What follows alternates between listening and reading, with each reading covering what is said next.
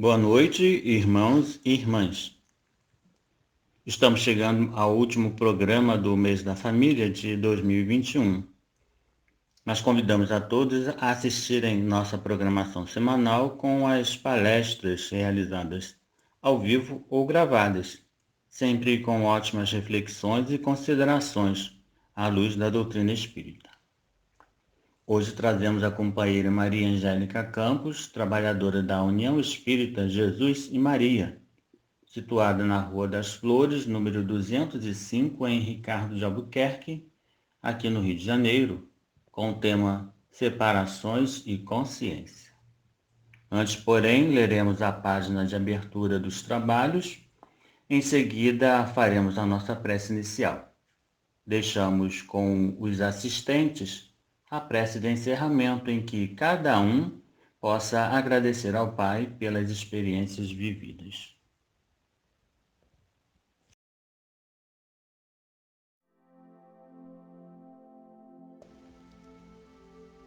De modo que não são mais dois, mas uma única carne. Portanto, o que Deus juntou, não separe o homem. Mateus, capítulo 19, versículo 6. Não perturbeis. A palavra divina não se refere apenas aos casos do coração. Os laços afetivos caracterizam-se por alicerces sagrados, e os compromissos conjugais ou domésticos sempre atendem a superiores desígnios. O homem não ludibriará os impositivos da lei, abusando de facilidades materiais para lisonjear os sentidos. Quebrando a ordem que lhe rege os caminhos, desorganizará a própria existência. Os princípios equilibrantes da vida surgirão sempre, corrigindo e restaurando. A advertência de Jesus, porém, apresenta para nós significação mais vasta. Não separeis o que Deus ajuntou, corresponde também ao não perturbeis o que Deus harmonizou. Ninguém alegue desconhecimento do propósito divino. O dever, por mais duro, constitui sempre a vontade do Senhor, e a consciência, sentinela vigilante do Eterno, a menos que esteja o homem dormindo no nível do bruto, permanece apta a discernir o que constitui obrigação e o que representa fuga. O Pai criou seres e reuniu-os. Criou igualmente situações e coisas, ajustando-as para o bem comum. Quem desarmoniza as obras divinas, prepare-se para a recomposição. Quem lesa o Pai, algema o próprio eu aos resultados de sua ação infeliz e por vezes gasta séculos desatando grilhões. Na atualidade terrestre, esmagadora porcentagem dos homens constitui-se de milhões em serviço reparador, depois de haverem separado o que Deus ajuntou, perturbando com o mal o que a providência estabelecera para o bem. Prestigiemos as organizações do justo juiz, que a noção do dever identifica para nós em todos os quadros do mundo. Às vezes, é possível perturbar-lhe as obras com sorrisos, mas seremos invariavelmente forçados a repará-las com suor e lágrimas. Emmanuel, do livro Caminho, Verdade e Vida.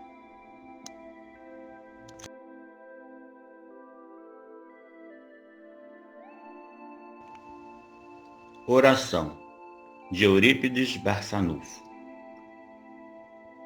Amantíssimo Pai, incomparável Criador do universo e de tudo quanto nele pulsa, tende compaixão dos vossos filhos terrestres, mergulhados nas sombras densas da ignorância e do primarismo em que se demoram. A vossa excelsa misericórdia tem se consubstanciado em lições de vida e beleza em toda parte, convidando-nos, estúrdios que somos, ao despertamento para a vossa grandeza e sabedoria infinita. Não obstante, continuamos distraídos, distantes do dever que nos cabe atender. Apiedai-vos da nossa pequenez e deixai-nos sentir o vosso inefável amor, que nos rocia e quase não é percebido, a fim de alterarmos o comportamento que vimos mantendo até este momento. Enviaste-nos, Jesus, o inexcedível amigo dos deserdados e dos infelizes, depois de inumeráveis mensageiros da luz. Ouvimos-lhes a voz, sensibilizamo-nos com o seu sacrifício, no entanto, desviamo-nos do roteiro que ele nos traçou e continua apontando. Tombando, porém, no abismo, por invigilância e leviandade, tentamos reerguer-nos várias vezes e nos ajudastes por compaixão, sem que essa magnanimidade alterasse por definitivo nossa maneira de ser durante os séculos transatos. Permitistes que Allan Kardec mergulhasse no corpo, a fim de demonstrar-nos a imortalidade da alma, quando campeavam a descrença e a cegueira em torno da vossa majestade, e também nos fascinamos com o mestre lionês. Logo depois, porém, eis-nos perdidos no cipoal dos conflitos, a que nos afeiçoamos, experimentando sombra e dor, esquecidos das diretrizes apresentadas. No limiar da nova era que se anuncia, permiti que vossa luz imarcessível nos clareie por dentro, libertando-nos de toda a treva e assinalando-nos com o discernimento para vos amar e vos servir com devotamento e abnegação. Excelso Genitor, tende piedade de nós, favorecendo-nos com um entendimento que nos ajude a eliminar o mal que ainda se demora em nós, desenvolvendo o bem que nos libertará para sempre da inferioridade que predomina em a nossa natureza espiritual. Sede, pois, louvado por todo sempre, venerando o Pai.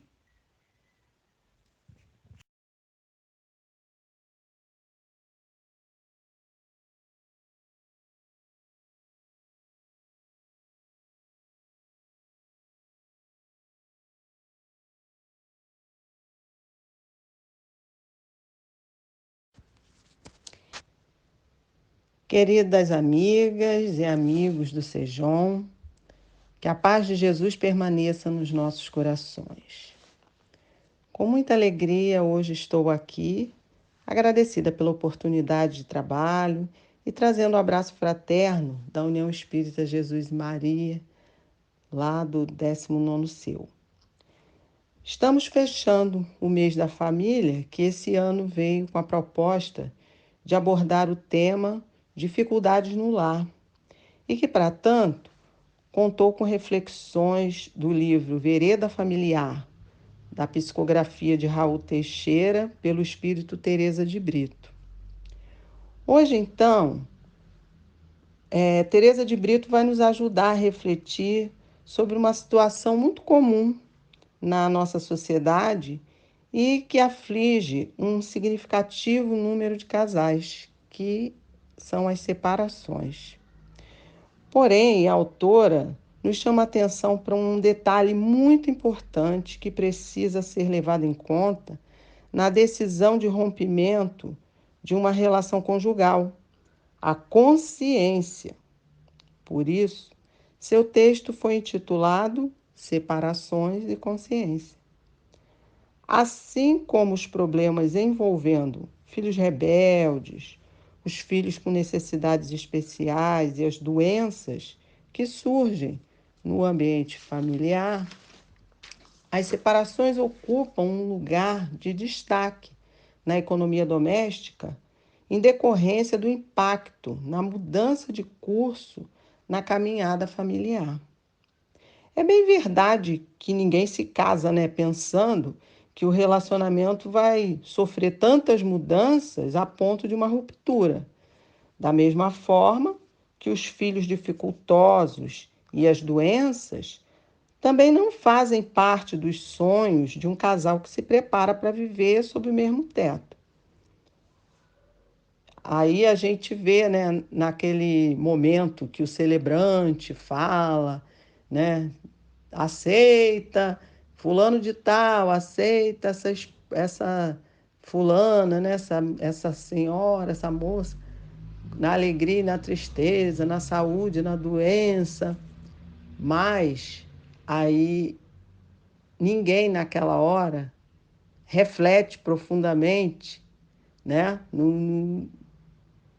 nessa proposta, Porque A maioria dos casais imagina um relacionamento de conto de fada.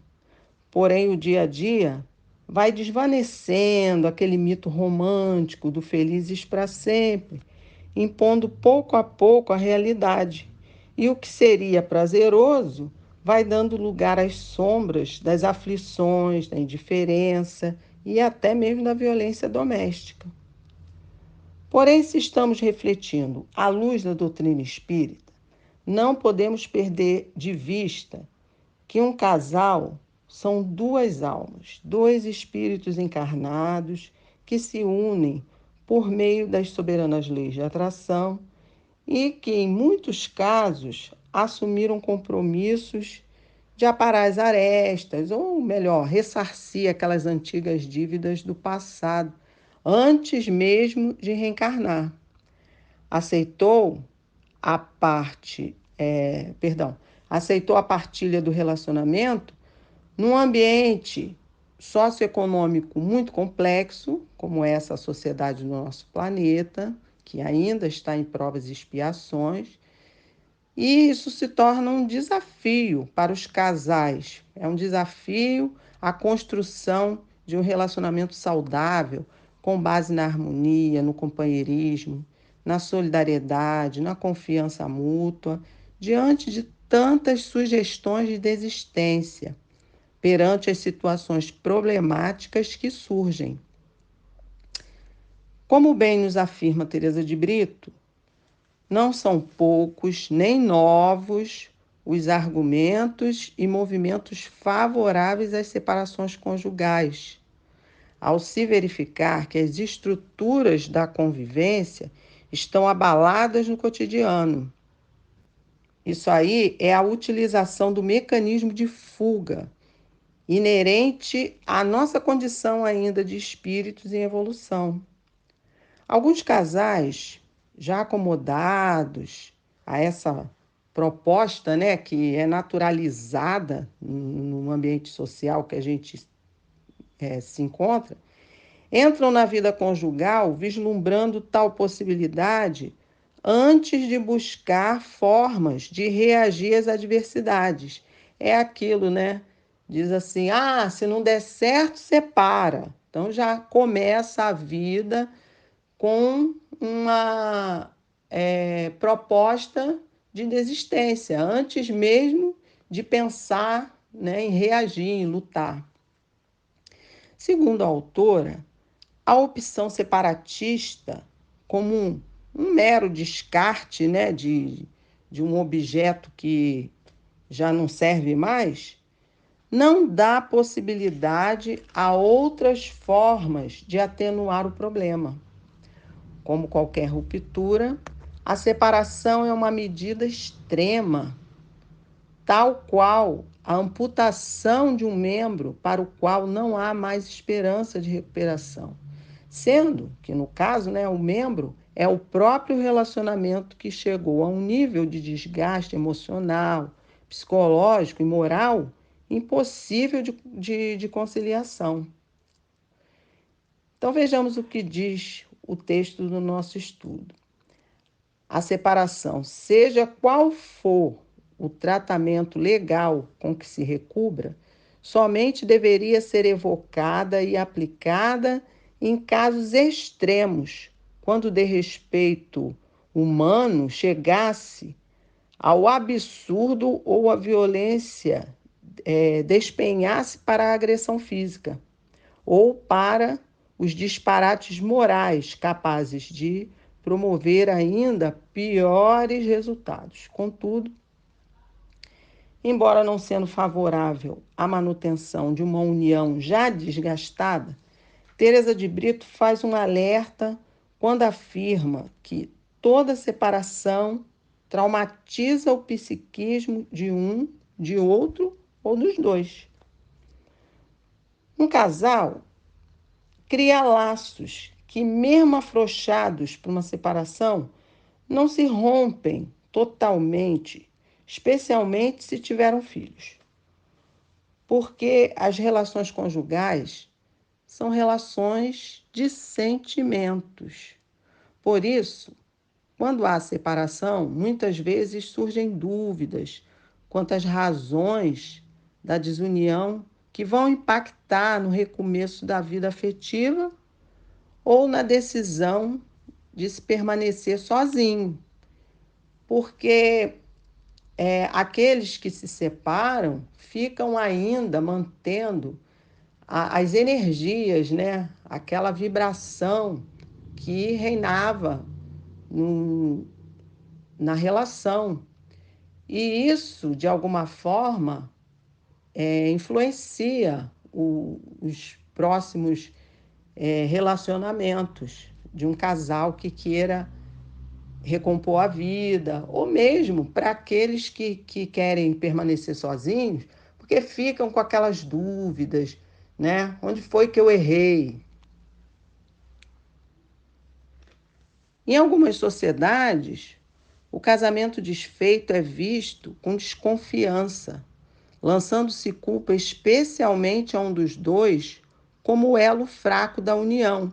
E isso cria marcas, dores, são cicatrizes que atrapalham o novo relacionamento, né? Porque aquele que foi culpabilizado, ele sempre vai ser visto como fraco, como o incapaz, o incompetente na relação, e não é bem assim, porque se uma relação é dos dois, em ambos os lados houve responsabilidade. O que não se desfaz, na verdade, é o amor. Então, o nosso estudo de hoje vem nos ajudar a pensar que a separação não deverá ser a primeira opção na pauta de soluções dos problemas conjugais, pois, em muitas circunstâncias, o rompimento pode ter se dado por precipitação, o que pode levar a um arrependimento no futuro, né? Foi apressado demais, podia ter pensado mais, podia ter dado um tempo, né, para que o rompimento acontecesse de forma mais tranquila. Mas também tem um outro lado, que é o caso do prolongamento da relação desgastada, que vai gerando sentimentos de indiferença, desdém e até ódio ao companheiro que não se quer mais conviver, né? Aquela relação por conta de vários fatores, se mantém ainda ali, mas os vínculos já estão assim muito desfeitos e aí logicamente que vai havendo uma relação assim de aversão, né, entre essas pessoas que estão se forçando a viverem juntas. Isso dá ensejo a aventuras promíscuas que trazem outros comprometimentos morais e maior cobrança da consciência, né? Porque aí a consciência vai cobrar todo esse distúrbio, essa problemática que aconteceu paralela ali, né? Porque quem se acha livre já numa relação que ainda não foi totalmente rompida, pode assumir compromissos muito sérios, né, com outras pessoas. No capítulo 22 do Evangelho segundo o Espiritismo, Kardec reproduz no texto de Mateus, capítulo 19, a resposta de Jesus aos fariseus a respeito do porquê Moisés ordenava do marido se separasse da mulher. Já naquela época, esse era um tema também de debate, de discussões, né? O mestre afirma que era por causa da dureza do coração do homem, né? Aos tempos de Jesus, a mulher era uma espécie de mercadoria da qual o homem se descartava tão logo se interessasse por outra mais jovem e até com dote mais polpudo, né? Porém, Jesus pondera que antes, quando não haviam tais costumes, os casamentos eram realizados com base naquela atração natural e também no temor a Deus, e não no interesse, que o que faz a separação, né, ou o que fazia naquela época, estava mais relacionada aos interesses pessoais. O mestre consagrou o casamento baseado no único sentimento capaz de manter os corações unidos: o amor. Não aquele amor, veneração, né, do ideal romântico de Romeu e Julieta, mas o amor emanado do princípio de caridade, que é a paciência, a brandura, humildade, tolerância, abnegação, devotamento. Em suma, um amor dinâmico, predisposto às mudanças inerentes ao, ao meio, né? As transformações das leis humanas. Pois o que vem de Deus é imutável. O amor é o traço divino que distingue o homem dos outros seres da natureza, né? O que é o traço divino, né? O que é de ordem divina para o homem, fisicamente falando, é a união dos sexos, né? Que é para garantir a continuidade da espécie, né? Mas aquilo que diz respeito, espiritualmente falando, são os sentimentos. É o amor, que esse é o que perdura, né? Esse é que ele vem com o espírito e vai permanecer. Emmanuel, no capítulo 51 do livro Encontro Marcado, Psicografia do Chico, comparando a vida familiar a um comboio, diz que a máquina familiar está em movimento. Está em movimento e transformação incessantes. E quase todos os acidentes se verificam pela evidência de falhas diminutas, que, se repetindo indefinidamente, estabelecem por fim o desastre espetacular. Essas falhas nascem do comportamento do marido e da mulher, chamados pela ação da vida a regenerar o passado ou a construir o futuro pelas possibilidades da reencarnação no presente. Assim, o divórcio ou a separação, enfim, é desistência ou abandono do comboio ou do compromisso conjugal, em lastimável decisão, com quantas vezes seja necessária, quando a relação fugiu à responsabilidade. A responsabilidade do homem e da mulher frente à tarefa que abraçaram para o seu autoburilamento. O Espiritismo reconhece que, enquanto instituição humana, o casamento pode ser desfeito, porém,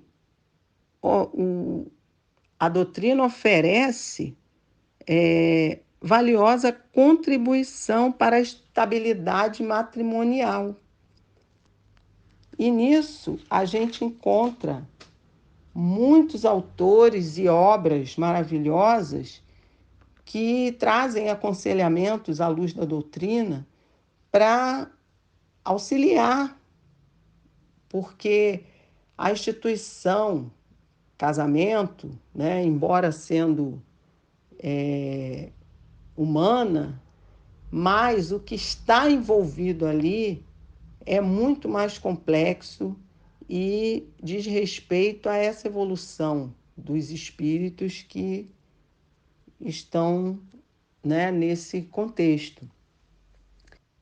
Antes de falar aqui um pouquinho do texto de Joana de Ângeles, a gente cita, né, autores importantes como Emmanuel, a própria Joana, né, Richard Simonetti, e muitos outros, né, a Teresa de Brito, né, essas obras psicografadas por Raul Teixeira, enfim, são obras importantíssimas que auxiliam o dia a dia de um casal. Segundo Joana de Ângeles, no livro SOS Família, psicografia de Divaldo Franco, períodos difíceis ocorrem em qualquer empreendimento humano, né? Na dissolução dos vínculos matrimoniais, o que padeça a prole será considerado como responsabilidade dos genitores, que, se somassem esforços, poderiam ter contribuído com proficiência, através da renúncia pessoal, para a dita, que seria o quê? A felicidade dos filhos. Teresa de Brito nos mostra, assim, e com razão, que consciência nada mais é do que responsabilidade. E que valem a pena as tentativas de resgate do lar mergulhado em situações ameaçadoras, com o respeito a si mesmo e o equilíbrio ético, moral, mental, além de outros recursos, tais como o diálogo esclarecedor, o carinho sincero, a ajuda de profissional que resgate a construção familiar.